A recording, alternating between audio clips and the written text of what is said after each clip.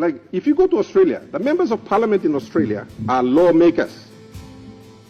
In PNG, up until, say, 1990, members of parliament, or say 1995, were lawmakers.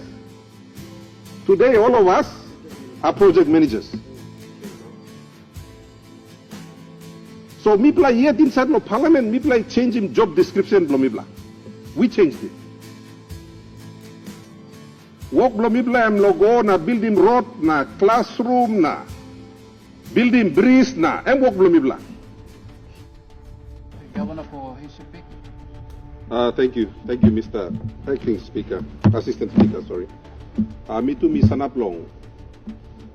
First of all, commending Chairman Blong CLRC. Going through the list of commissioners you have, many of them are highly respected Papua New Guineans, so I wanted to just acknowledge that for the purposes of this debate. Plenty will talk me like making me suti go the same road where member Blong about me talk long him.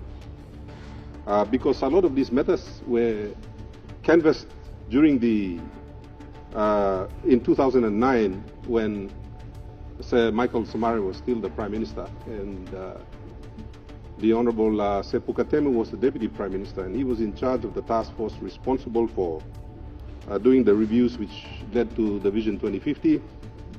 And of course, there was a second committee headed by the late Sir Barry Holloway, which looked at the arrangements in our institutions of government. Now, that report is probably collecting dust somewhere in the office of the Chief Secretary. But in any case, the issue I also struggled with when looking at the terms of reference, first of all. And so I asked myself, how were these terms of reference drafted? Because if you look at it, it's heavily skewed towards sorting out the politics.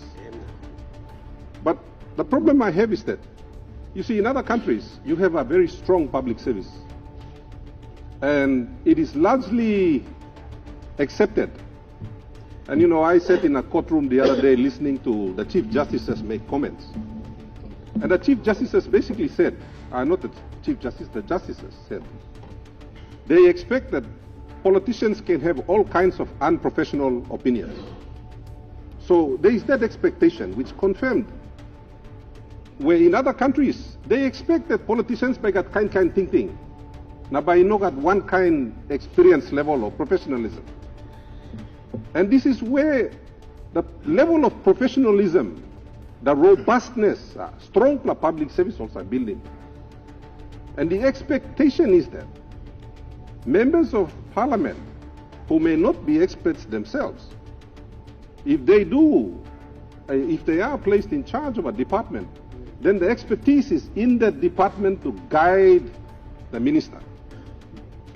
Now what you find today, like every secretary of department I speak to, they tell me, sorry, you must understand, kind politics blow Papua New Guinea. Me must harim talk blow boss. And then when I go and speak to the minister, and I say, listen, and he'll be like, why not you know like talk no secretary? I said, well, the secretary said I should talk to you. And then the minister says, well, I have to talk to the boss. So everybody is passing the buck up the line. And classical example was this morning, where we had the governor of Oro talk about a storage unit for medicine in his province that someone outside of his province was supposed to be building, and they marked it up. So the system that allowed that to happen was actually not looked at by the CLRC. I would have expected the CLRC to look at the system that allows, for example, you have people in Oro, or the people of Morobe, we just heard about the problems at Angao. But the people of Morobe have no control, or the PHA has no control, the provincial government has no control over who is supplying the power. They have no control over who is supplying the medicine. In fact, they have no say.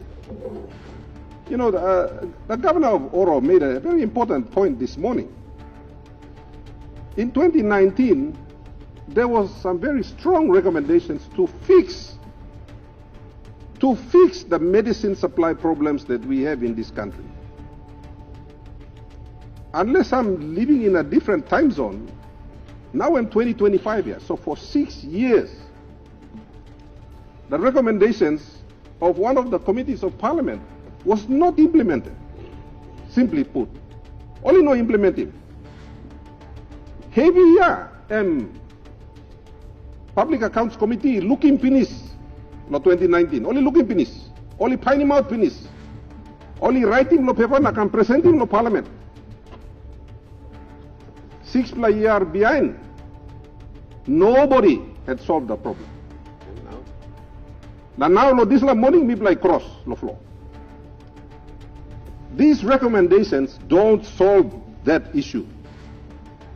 There are no recommendations to solve that. Of course, if we want to elect the Prime Minister directly, because Prime Minister all the time, and by Tokolsem, you know, I am held by ransom to my government MPs. The politics holds me to ransom. So Prime Minister, I'm arguing at look, Iplasoro Lomina, let's elect the Prime Minister directly. And there are merits to that argument. But then you come back to the system. If the system is not sorted out, so you got check and balance, no power, no Prime Minister, then you end up with a system where you can see in the US now, the Republican Party is trying to dismantle their court system, they're trying to dismantle their states. The arrangement they made 250 years ago, where they came together as a country, they are now trying to dismantle them. That's the way I read it. And giving the executive government overall power. In a country like ours that is so diverse, you actually need checks and balances law. Balancing also, mihamamas lo harim, Governor Paco pe mi tok. And it's always interesting when you listen to the responses of Sir Michael Somare, our founding father, the Grand Chief. All the time, talk. I need to balance the expectations of all Papua New Guineans. And this is where, you know, coming back to this, when we make some of these decisions, we cannot take into account the interest of one person or the interest of a particular protected species like members of Parliament. We've got to take into account when I'm something where I'm by best serving all people blame. I come back to the argument we had this morning. You know, our poor people of Morobe and the patients in Engau had absolutely no control over how power supply by Kamonoga. There was zero accountability, no check and balance that would have ensured that power supply staff, now this is 5 life or how much life here, would have had an opportunity to be saved. They had no say, people of Morobe. And that same situation exists in every single province. I would have liked to see the system also being included in these terms of reference. Now, me again, those are something we say, Puka been talking this time. I would have liked to see the system being sorted out. You see, in my province, me can't pass the ceiling now. The things that I cannot fix in my province, they are all national government responsibilities, all together. And every governor will tell you the same thing. True. When I'm something where me not love stratimia and me stratim finish, me should really finish the parliament, I should leave in 2027. My job is done. But the problems still remain in my province, which are all national government responsibilities. Now, who said by stratim despla? I have 2 ministers in cabinet. I talk to them. They're struggling. They're fighting with other ministers and trying to resolve other issues. So, for me personally, I want to see the responsibilities sorted out. Who side I'm responsible, no, what am something, now how about you hold him, there's a man or Mary accountable? You see, if you go to other, like if you go to Australia, the members of parliament in Australia are lawmakers. In PNG, up until, say, 1990, members of parliament, or say 1995, were lawmakers. Today, all of us are project managers. So, mipla yet inside the parliament, mipla changing job description, mipla. We changed it. Work mipla am logo na building road na classroom na building bridge na am work mipla. Lawmaking, you miss a kamsina loyana. I want the minister that come na am reading law happy na 5 minutes to be passing. Most of us don't even read it. So this like lawmaking and work law said now. Whose job is that? It's basically a job that you miss unless lawmaking, but because we have to do it, we are forced to come and do it. I have had 2 prime ministers sit in that chair, including, with respect, the current prime minister. And so sanab na talk. You bla kisi money bla na go to place na make it work. So there is your charter. Kissing 10 million, 5 million, whatever million, go to place na make it work. No can stop the parliament. You know, in other countries, parliament will sit for 6 months of the year. Mipla, we are struggling to make 35 days in a year. Not even 1 month, Mipla are sit down. If you had all the days, Supreme Court tried to force Mipla lo sina namas 42 days. Force Mipla or 63. And we don't even make the 63. Because Mipla must run go to place na. No got workman lo work in breeze, so remember you must go na work in breeze. No got man lo work in classroom, so remember you go na work in classroom. I want to see the system fixed. And sadly, with all the good work that CLRC has done, there is nothing here to fix the system. And that is my complaint. I would like to see more checks and balances built in, and I regret that I haven't read the full report. Me too, one kind milulukta so long summary taso. If you can fix the system and strengthen the system, it doesn't matter what your politicians are doing. System by stronging. That's what happens in other countries. Correct. Our institutions are so weak. Now, Ogara people of Papua New Guinea are an institution and weak. So, you know, if you call the ECP administrator and ask him how much plan instruction Governor Beds give you, Emba talk zero. Mipla staff no meeting once a month, na Governor Bed talk na finish. I don't even call the guy up. I don't call him up and say pay this contractor or that one. The only time treasurer na Prime Minister complain na talk, ECP, you plan the money, you plan not spend him yet. Me by ringing him and talk, please, can you spend this money so that the Prime Minister and the treasurer don't criticize me? You plus spend the bare. And then he'll say process. I say, okay, I respect your process, but you sit down and start na treasurer criticizing me to plan. Spend the money. Get things done. So this is the issue I have. And you know, I want to reduce the space between accountability and the people who needed accountability. Right now, you see, me cross one them, the Honorable William Duma now morning. Because power ema, staba need lo, look out long him.